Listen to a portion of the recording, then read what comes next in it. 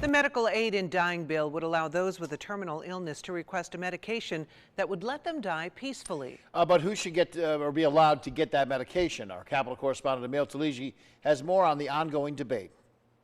This legislation puts the power of how people die in the hands of the dying person. The bill would allow patients who have 6 months or less to live and deemed mentally stable to request the medication. Right now, medical aid in dying is legal in 11 states. Corinne Carey is Senior Campaign Director for Compassion and Choices in New York and New Jersey. She says advocates have been fighting for this legislation for 8 years.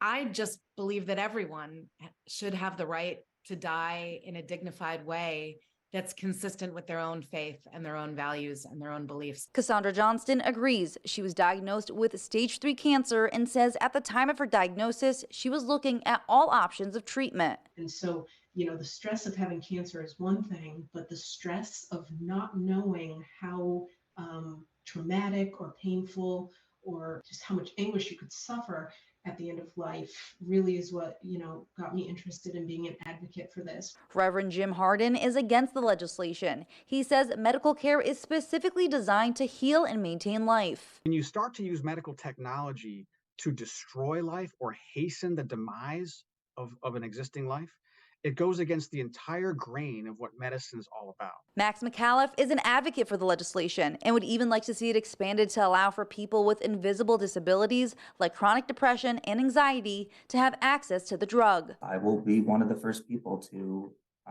tap into this expansion if it happens, and I will be utilizing personally the medically assisted suicide. But Carey says that is not what this legislation is for.